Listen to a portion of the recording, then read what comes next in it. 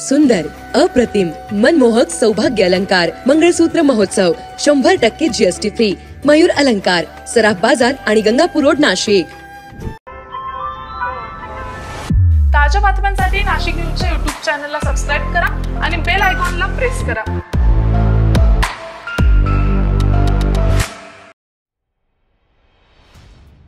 नाशिकमध्ये होणाऱ्या कुंभमेळ्यासाठी राज्य सरकारनं नुकतीच प्राधिकरणाची स्थापना केली.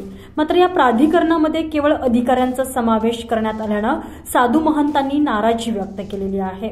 इतकंच नाही तर सरकारनं त्र्यंबकेश्वर आणि नाशिकमध्ये होणाऱ्या कुंभमेळ्यासाठी अद्यापपर्यंत स्वतंत्र निधीची घोषणा न केल्यानं कुंभमेळ्याची कामे इतक्या कमी कालावधीत कशी होणार असा सवालही उपस्थित केला जात आहे. तर राज्य सरकार वेगवेगळ्या विभागांचा निधी इतरत्र वळवत असल्याचं चित्र आहे. यावरून राज्य सरकारकडे पैसा नाही असं दिसतंय. त्यामुळे राज्य सरकारनं केंद्राकडे पाठपुरावा करावा अशी मागणी महंतांनी केलेली आहे.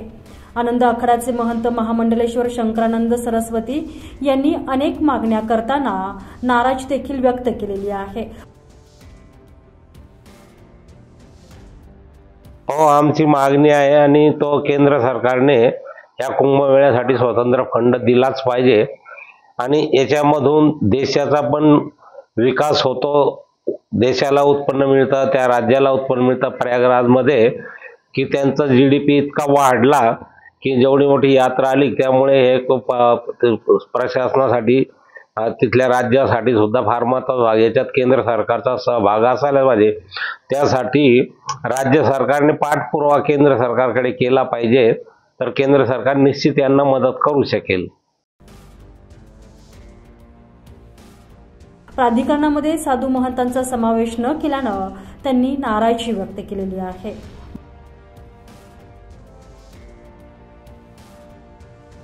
नाशिक त्र्यंबकेश्वर रस्ता याचं रुंदीकरण व्हावं ही सर्वांची इच्छा होती, परंतु आता असं वाटतं की इतक्या कमी कालावधीमध्ये ते कसं पूर्ण करणार, जमिनी अधिग्रहित कसं करणार आणि त्याच्यासाठी यांच्याकडे निधी सुद्धा नाही येत. म्हणूनच मी सांगतो की यांनी केंद्र सरकारकडे निधीची मागणी त्वरित करावी, कारण सरकारकडे असं ऐकण्यात येतं की पैशाची कमी आहे. तर एवढा मोठा कुंभ हा बिना पैशाच्या शिवाय करता येणार नाही. म्हणून शासनाने केंद्र सरकारकडे निधी उपलब्ध करून घ्यावा. त्याचप्रमाणे आम्ही दुसरी एक मागणी केली की घोटीपासून जो समृद्धी महामार्ग जातो त्या रस्त्यापासून त्र्यंबकला एक महामार्ग जोडला पाहिजे, कारण समृद्धी महामार्गावरून त्र्यंबकेश्वरला ज्यांना नाशिकला जायचं नाही, ज्यांचा वेळ जास्त वाया जाणार नाही, खर्च होणार नाही, याकरिता हा अत्यंत उपयुक्त रस्ता ठरणार आहे. का मुंबईकडनं येणारे लोक, श्रद्धाळू पुणे, पश्चिम महाराष्ट्र, कर्नाटक आणि इकडनं विदर्भातून MP, मध्य प्रदेश, राजस्थान, तुमचे उत्तर प्रदेश, बिहार, बंगाल यांना सरळ नाशिकमध्ये शहरात न प्रवेश करता बाहेरून यांना त्र्यंबकेश्वरला यायला अत्यंत हा मार्ग उपयुक्त ठरणार आहे. म्हणून याच्यावर सुद्धा लक्ष गांभीर्याने दिलं पाहिजे आणि हा पण रस्ता करायला पाहिजे.